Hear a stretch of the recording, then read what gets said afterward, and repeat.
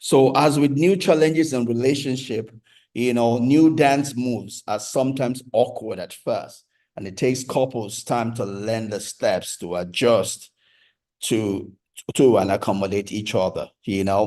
When two people come together and they're trying to work together, there are some things, it takes some time to gel together, right? Because just same way if you're learning new dance moves, right? You have to learn to get into sync with one another, and that happens in every relationship, and it doesn't ever stop because we're all growing. I'm growing, my spouse is growing, so we're learning to dance every day. I'm learning how to accommodate her shortcomings, and help her grow, as much as she is also supposed to do the same thing to me. But I'm not doing mine because she's doing hers. I'm just doing mine, and trusting in our maturity she will do ours also. Don't forget again, a healthy relationship is one in which people come into because of what they can give, not what they can get. It's because of what they can give, not what they can get. So it is stupid when men say, oh, because until she respects me, then I love her. That's stupidity. That's not a healthy relationship. A healthy relationship is the one in which two people go into because of what they can give, not what they can get. So it is stupid when the woman says, "Oh, if she doesn't love me, I cannot respect you." That's stupid. That's immaturity. It's not because of what you can get, it's what you can give, right? That's what a healthy relationship is. However, what keeps that relationship together and keeps it vibrant, keeps it alive, is what each person gets from it, right?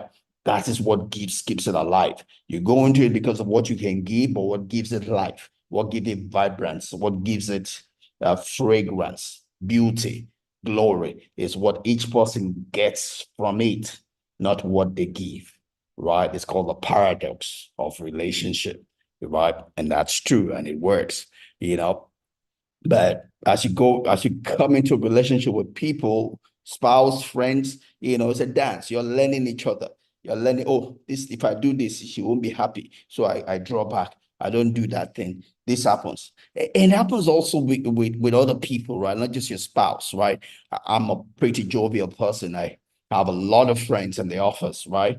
Men, women, and I have to learn the dance. I have to learn the dance, right? And also for me, I've been an impact. I'm very sensitive to the energy in the atmosphere, but I have to learn the dance. I have to learn what works for different people. I have to learn if I do this, oh, if this person might feel offended, they might feel that I'm encroaching their space. So I step back. I have to be, I cannot be the same to every person because every person, not everybody is the same, right? So I have to learn who you are and rub you the way that it will the way that it will work for you because it's a dance, right? So we have to be in sync with you if I truly want to have a good relationship with you, right? And that's same thing at home also. You cannot stereotype, right? You cannot be dancing the way you used to dance with your old spouse or your old boyfriend or your old girlfriend or your other relationship.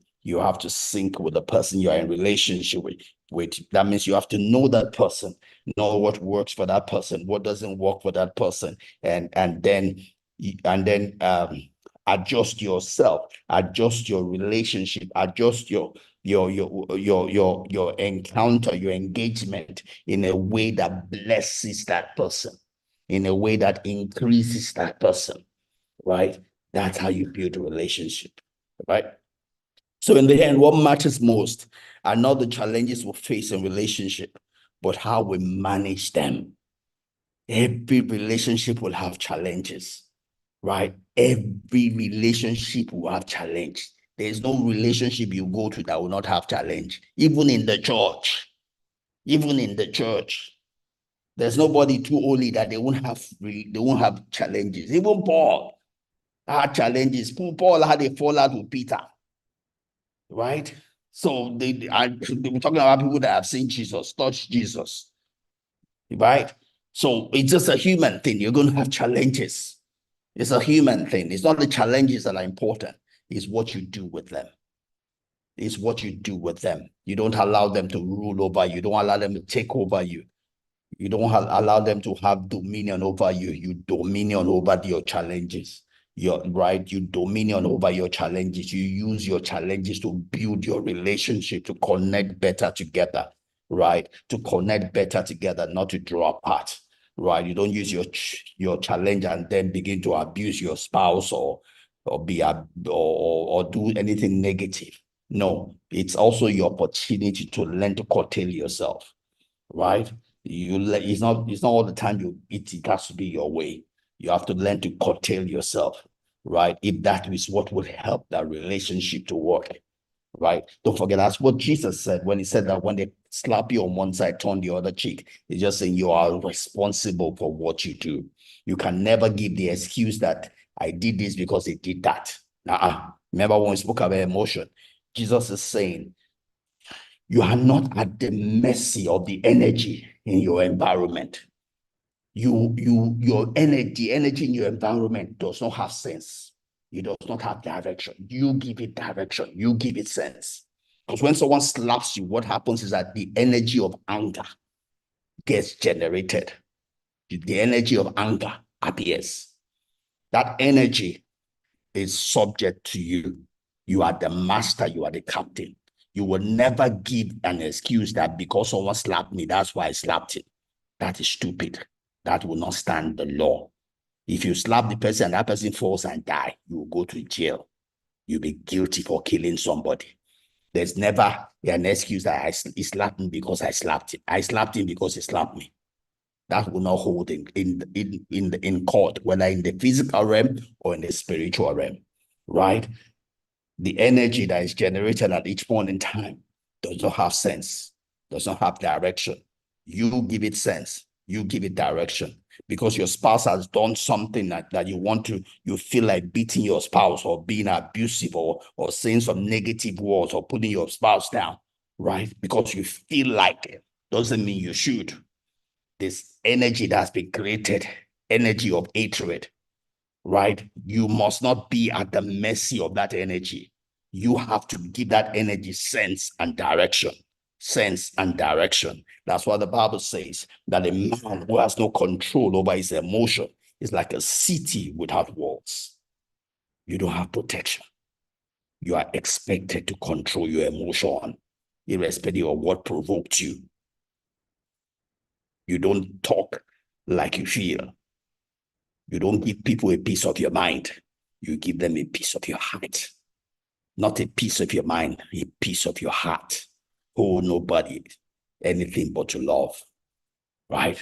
Let love direct the emotion in your environment, the emotion in your relationship.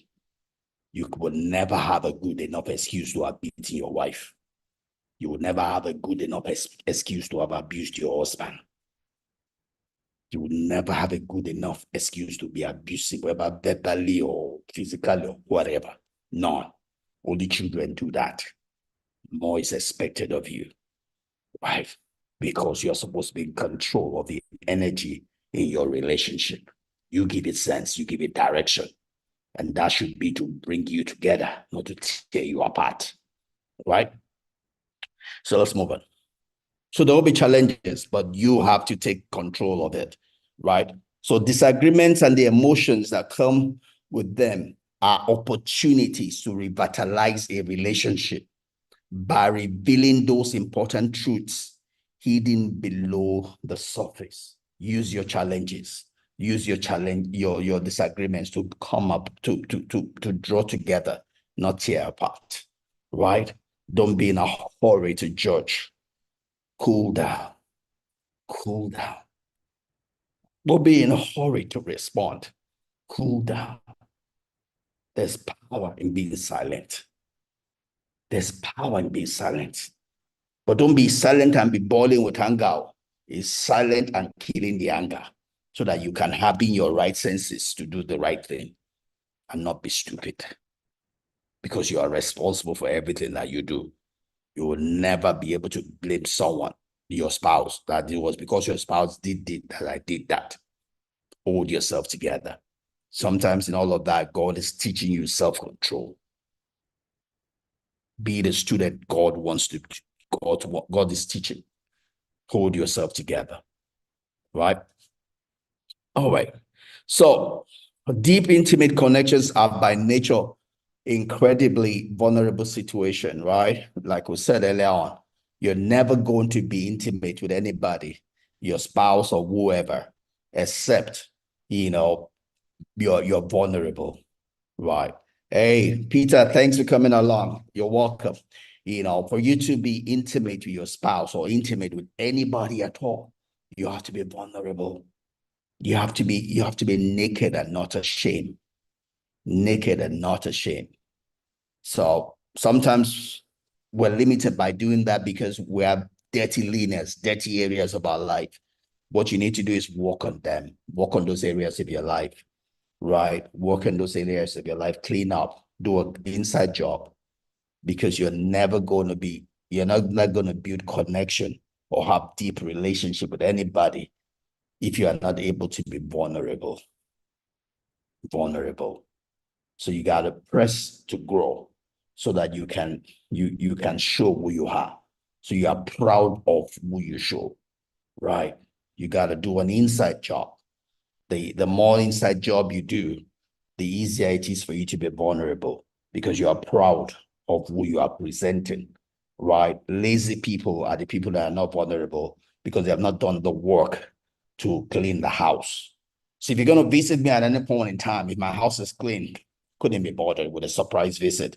But if I'm a dirty person that things are upside down, then you just suddenly come to my house, don't come, don't come, because I'm not proud of what you see, right? People that are not vulnerable, it's just lazy people. Why? This life is for you to work on yourself, build yourself, be the person you can show to someone else. You can open to someone else. If there are weaknesses in your life, build strength. Right? I know some weaknesses in my life. Like I said, I'm an empath. I'm sensitive to energies around me, so I could easily fall prey to people wanting to defraud me in one sense or the other, so I have to stay away from some places for that reason. You know, I have to not rush into making decisions for that reason, right? But that doesn't stop me from being vulnerable. I love who I am. I have weaknesses, no doubt, but I'm working on those weaknesses. First of all, I'm conscious of those weaknesses enough to be able to guide myself, in those areas, right? And we're going to talk. All right, we already spoke about affections, but I'm going to do some write up on what we spoke last week. Probably hear some more things, as I write that. Yeah, but as I relate, I have my weaknesses, I have my shortfalls. I know the areas I can easily fall, go off, you know. But what I do is not to run away from relationship, is to be conscious of that and continue to work on it. And also it, know the things I expose myself to, right? Know the things I expose myself to and for how long, right? But you got to work on yourself, So when people are not vulnerable and they pretend to be who they are not, it's because they are lazy. They are not working on their life, right? I've been in places where people give all foolish excuses. They put up a tough face because they are trying to hide a weak person. That's stupidity, man. It's the same spirit. It's deception. Just work. If you're different at home from who you are in church, you're not a Christian. You ain't going to heaven. All right, that's not integrity. Because you go to some place and put up a tough face. Why? You need to work towards being the same person everywhere you find yourself, right? That's what's called integrity, right? If I cannot, if I cannot vouch for you in certain areas or in certain places, then you don't have integrity. You're gonna have problem in relationship, right? Enough of that. Let's move on. So when two people who are intimate are in harmony, the effect can be accelerating. But if the relationship falters, the result can cause intense emotional pain, feelings of betrayal, and critical self-examination. When you get so close to somebody And when there's a break in that relationship, it's also can be deep hurt, right? It's just being human, right? Uh, and that's probably the reason why some people don't want to have a relationship. But that's stupid. We're here to relate with one another. Are there going to be incidents? Yes. Are there going to be disappointments? Yes. We'll handle them. I'm not going to stop my life because of the risk of someone disappointing me or someone failing me. All I'm going to do is put my best front forward. Am I going to make mistakes? Yes. I make mistakes, I learn from them. Doesn't disqualify me because I made a mistake. Rather, it qualifies me. It says I'm authentic, I'm human, right? I'm human. I'm going to make mistakes. I'm going to disappoint some people, but it won't be intentional, right? And I'm going to learn from it, right? Same thing with my wife, right?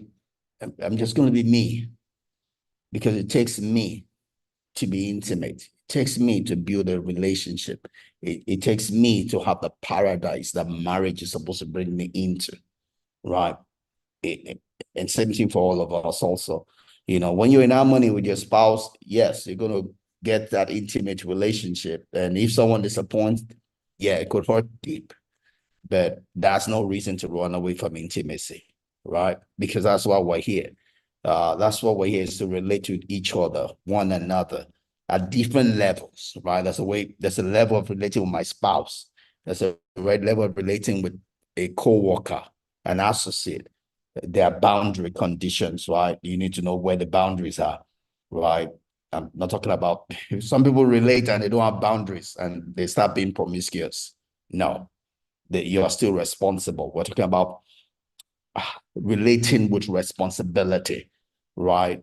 Understanding the boundary conditions of whosoever you're relating with. If you are relating with an opposite sex that is not your wife, there are things you should not do. There are places you should not be. There are places you should not touch, right? There's no excuse around that, right? There are time limits. You should not spend with such a person, right? Otherwise, you are responsible for what happens after, right? So it's sensible, matured uh relationship we're talking about, right? So let's move on. So to have an intimate partnership with someone is to expose ourselves to risk. That's what we said. Because when I relate with somebody, my nerves are out because I'm trusting you, right? So my nerves are out. You can hurt me, you can disappoint me, right? But that's no reason not to relate. Yes, if I do that, yes, I can put some safeguards. Nothing wrong in putting safeguards into my relationship. Nothing wrong in having functional and healthy boundaries in my relationship. Yes, nothing wrong with that. Every human being should have functional and healthy relationship in boundaries in their life. Only mad people don't have boundary conditions, and you're not a mad person. When you're a sensible, sound-minded person, you will have boundary conditions in your life, for every relationship that you have, and those boundaries protect you, right? So mutual reciprocal vulnerability can lead to strong and more secure relationships, right?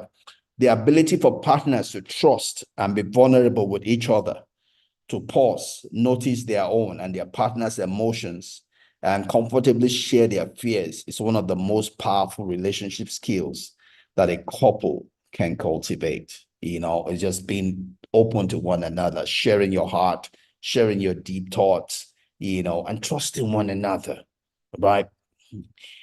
We've come a long way. I'm going to be 26 years of marriage next month, right? Just a few days, 2 weeks from now, about 2 weeks from now, it'll be 26 years in marriage, right? I've come a long way. I've come a long way from a place where I felt, who is this person I married? And we've come a journey 26 years. We've had our ups and downs and all of that, but we're getting better. We're getting better. We don't take it for granted. We're still humans. So, but we're getting better. We're learning. I do this, so I know a lot of things, but I also try not to use that to oppress my wife, right? So there are things I won't tell her. I can't tell her because it'll be like she wouldn't respect what I'm saying because she would probably think I'm telling her because of myself, right? I know a lot, right? Because I do this. I've been doing this for years, right? But I don't oppress my wife with it. Right. There are things that's easier for me to cancel someone as I can't cancel my wife just because she might think I'm saying it because of what I want to get. Right. But we're growing, we're learning to respect one another. You know, we're learning, we're growing, and that's what every relationship should be. Learn from the shortfalls, learn from the mistakes and continue to grow, share with one another, know how far your spouse can go in certain areas, know their weakness, their strength, and just help to build one another together. We only have a short time here. Let's enjoy, let's have the best of it.